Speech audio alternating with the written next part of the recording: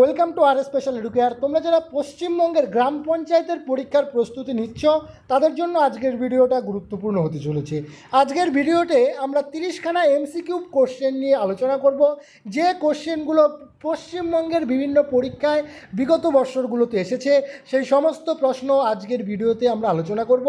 তো শুরু থেকে শেষ অবধি ভিডিওটি দেখবে এবং আমাদের চ্যানেলে প্রথমবার হয়ে থাকলে চ্যানেলটিকে সাবস্ক্রাইব করে পাশে থাকা বেল আইকনটি প্রেস করে দাও, যাতে পরবর্তী ক্লাসের নোটিফিকেশন সবার আগে তোমার কাছে পৌঁছে যায়।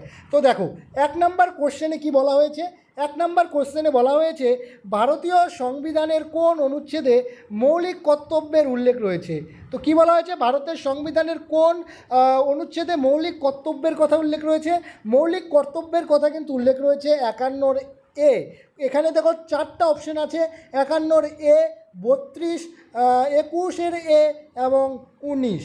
এই 4টা অপশনের মধ্যে মৌলিক কর্তব্যের কথা কিন্তু উল্লেখ আছে কত নম্বর অনুচ্ছেদে, 51 এ, অর্থাৎ 51 এ নাম্বার অনুচ্ছেদে।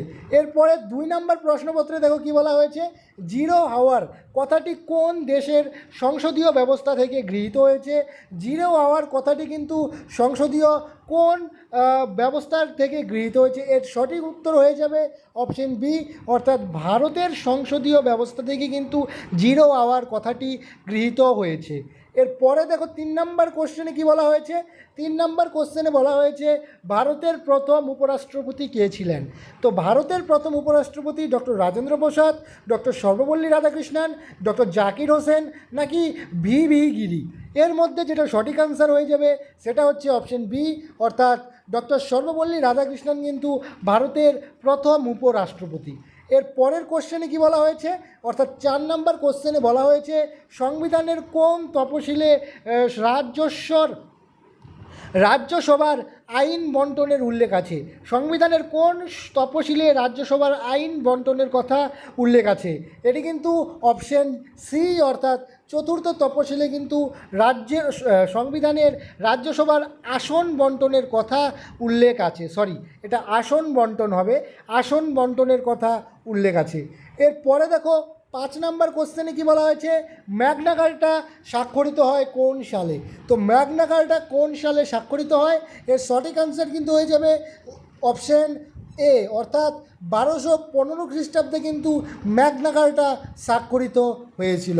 এর পরের কোশ্চেন 6 নম্বর, ভারতের প্রথম লোকপাল কে। তো ভারতের প্রথম লোকপাল, এখানে 4টা অপশন আছে, Pinaki Chandra Ghosh option A, option B Ranjan Garg, option C AV. Raman, option D Deepak Mishra. এর মধ্যে কিন্তু সঠিক আনসার হয়ে যাবে পিনাকি চন্দ্র ঘোষ, অর্থাৎ ভারতের প্রথম লোকপাল ছিলেন পিনাকি চন্দ্র ঘোষ। এরপরে 7 নম্বর কোশ্চেনে দেখো কি বলা হয়েছে, দ্য ওয়েলথ অফ নেশন গ্রন্থটি রচয়িতা কে করেছিলেন। দ্য ওয়েলথ অফ নেশন গ্রন্থটি রচয়িতা কে করেছিলেন। গ্রন্থটি কিন্তু লিখেছিলেন অ্যাডাম স্মিথ, অর্থাৎ অপশন বি কিন্তু হয়ে যাবে 7 নম্বর প্রশ্নের সঠিক উত্তর। এরপরে দেখো কি বলা হয়েছে, 8 নম্বর প্রশ্নে বলা হয়েছে ভারতের প্রথম মহিলা রাজ্যপাল কে ছিলেন। তো ভারতের প্রথম মহিলা রাজ্যপাল কিন্তু ছিলেন সরোজিনী নাইডু। এই প্রশ্নটা একাধিকবার বিভিন্ন পরীক্ষায় এসেছে। তো ভারতের প্রথম মহিলা রাজ্যপাল কে ছিলেন, সরোজিনী নাইডু। এরপরে দেখো এই যে প্রশ্নটা, এই প্রশ্নটা কিন্তু তোমাদের যে 8 এবং 10th লেভেলের যে প্রশ্ন পশ্চিমবঙ্গ রাজ্য সরকারের বিভিন্ন পরীক্ষাগুলো হয়, যেরকম তোমাদের WBSSC গ্রুপ ডির পরীক্ষা হয়েছিল, তোমাদের গ্রাম পঞ্চায়েতের পরীক্ষা, তোমাদের কনস্টেবলের পরীক্ষা, এই পরীক্ষাগুলোর কিন্তু ফেভারিট একটা কোশ্চেন ভারতের প্রথম মহিলা রাজ্যপাল কে ছিলেন। এটার সঠিক উত্তর কিন্তু হয়ে যাবে সরোজিনী নাইডু। এরপরে দেখো কোন মৌলিক অধিকারকে heart and soul of the constitution বলা হয়। Heart and soul of the constitution বলা হয় কোন মৌলিক অধিকারকে। এর সঠিক উত্তর কিন্তু হয়ে যাবে কি, এর সঠিক উত্তর হয়ে যাবে সংবিধান প্রতিকারের অধিকার, অর্থাৎ সংবিধান সংশোধন করার যে অধিকার সেটাকে কিন্তু এই প্রশ্নের সঠিক উত্তর বলে গণ্য করা হবে। এর পরের প্রশ্নে দেখো কি বলা হয়েছে, এর পরের প্রশ্ন অর্থাৎ 10 নম্বর প্রশ্নে বলা হয়েছে ভারতের প্রথম পারমাণবিক পরীক্ষার সাংকেতিক নাম কী ছিল। তো 10 নম্বর প্রশ্নে বলা হয়েছে ভারতের প্রথম পারমাণবিক পরীক্ষার সাংকেতিক নাম কী ছিল। এর সঠিক উত্তর কিন্তু হয়ে যাবে কি, সঠিক উত্তর অপশন বি, স্মাইলিং বুদ্ধা। কি স্মাইলিং বুদ্ধ বা স্মাইলিং বুদ্ধা কিন্তু এর সঠিক উত্তর হয়ে যাবে। এরপরে 11 নম্বর প্রশ্নে দেখো কি বলা হয়েছে, জাতীয় সংঘের নিরাপত্তা পরিষদের স্থায়ী সদস্য সংখ্যা কত? তো জাতিসংঘের নিরাপত্তা পরিষদের স্থায়ী সদস্য সংখ্যা কিন্তু অপশন সি অর্থাৎ 5 জন হয়ে যাবে। কত? অপশন সি বা 5 জন হয়ে যাবে। এরপরে 12 নম্বর প্রশ্ন, ভারতের প্রথম অর্থ কমিশনের চেয়ারম্যান কে ছিল? ভারতের প্রথম অর্থ কমিশনের চেয়ারম্যান কে ছিলেন? তো ভারতের প্রথম অর্থ কমিশনের চেয়ারম্যান যিনি ছিলেন তার নাম কি?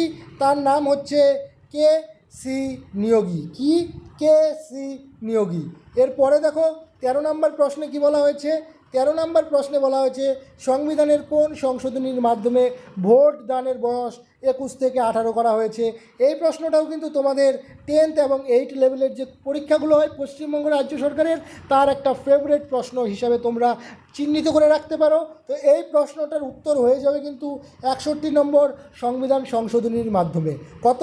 61তম সংবিধান সংশোধনীর মাধ্যমে কিন্তু ভারতীয়দের ভোটদানের বয়স 21 থেকে 18 করা হয়েছিল। এরপরে দেখো 14 নম্বর প্রশ্নে কি বলা হয়েছে, ডুরান্ট লাইন কোন দুটি দেশের মধ্যে অবস্থিত? ডুরান্ট লাইন কোন দুটি দেশের মধ্যে অবস্থিত? এর সঠিক উত্তর হয়ে যাবে আফগানিস্তান ও পাকিস্তানের মধ্যে কিন্তু ডুরান্ট লাইন অবস্থিত। এবং তোমরা আমাকে কমেন্ট বক্সে কমেন্ট করে জানাও ভারত ও চীনের মধ্যে যে লাইন রয়েছে সেই লাইনকে কী নামে চিহ্নিত করা হয়েছে বা সেই লাইনটির নাম কি। এর পরের কোশ্চেন 15 নম্বর, ভারতের প্রথম আইপিএস অফিসার কে? 15 নম্বর কোশ্চেনে বলা হয়েছে ভারতের প্রথম আইপিএস অফিসার কে? তো এর সঠিক উত্তর হয়ে যাবে অপশান এ অর্থাৎ কিরণ বেদি। ভারতের প্রথম আইপিএস অফিসারকে কিরণ বেদি, মহিলা আইপিএস অফিসার, ভারতের প্রথম মহিলা আইপিএস অফিসার কিরণ বেদি।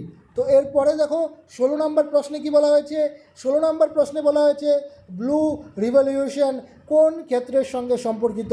ব্লু রিভলিউশন কোন ক্ষেত্রের সঙ্গে সম্পর্কিত? এই প্রশ্নটাও কিন্তু খুবই গুরুত্বপূর্ণ একটি কোশ্চেন তোমাদের 8 এবং 10th লেভেলের প্রশ্ন পরীক্ষার জন্য। তো ব্লু রিভলিউশন প্রশ্ন এই বিষয়টা কিন্তু তোমাদের মূলত মৎস্য উৎপাদনের সঙ্গে সম্পর্কিত। কিসের সাথে? মৎস্য উৎপাদনের সাথে কিন্তু সম্পর্কিত ব্লু রিভলিউশন শব্দটি।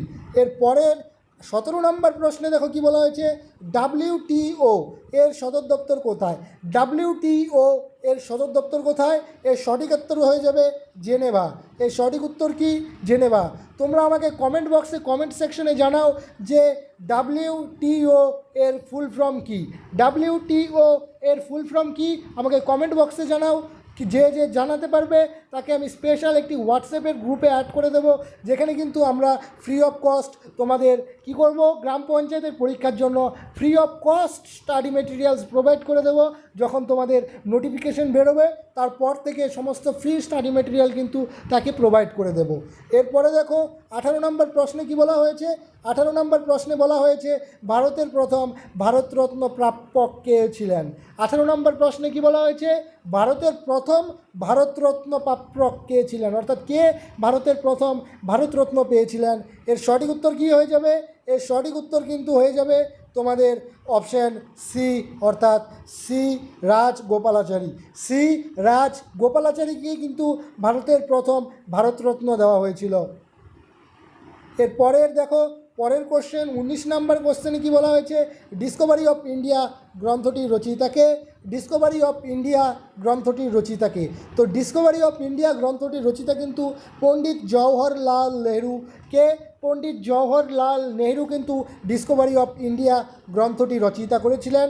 এরপরে 20 নম্বর প্রশ্নে কি বলা হয়েছে, কোন গ্রহের সর্বাধিক উপগ্রহ রয়েছে? 20 নম্বর কোশ্চেনে কি বলা হয়েছে, 20 নম্বর প্রশ্নে বলা হয়েছে কোন গ্রহের সর্বাধিক উপগ্রহ রয়েছে? তো সর্বাধিক উপগ্রহ কিন্তু রয়েছে তোমাদের শনি গ্রহের। কি? শনি গ্রহের। অপশন বি এর সঠিক উত্তর হয়ে যাবে। এরপরে 21 নম্বর প্রশ্নে বলা হয়েছে ভারতের সংবিধানের খরসা কমিটির সভাপতি কে ছিলেন? তো ভারতের সংবিধানের খরসা কমিটির সভাপতি কে ছিলেন? ওই উত্তর যে যে জানবে কমেন্ট বক্সে জানাবে। এর সঠিক উত্তর কিন্তু হয়ে যাবে BR আম্বেদকর। ভারতের সংবিধানের খরসা কমিটির সভাপতি কে ছিলেন? খরসা কমিটির সভাপতি ছিলেন ডক্টর BR আম্বেদকর। এরপরে 22 নম্বর প্রশ্নে দেখো কি বলা হয়েছে, অপারেশন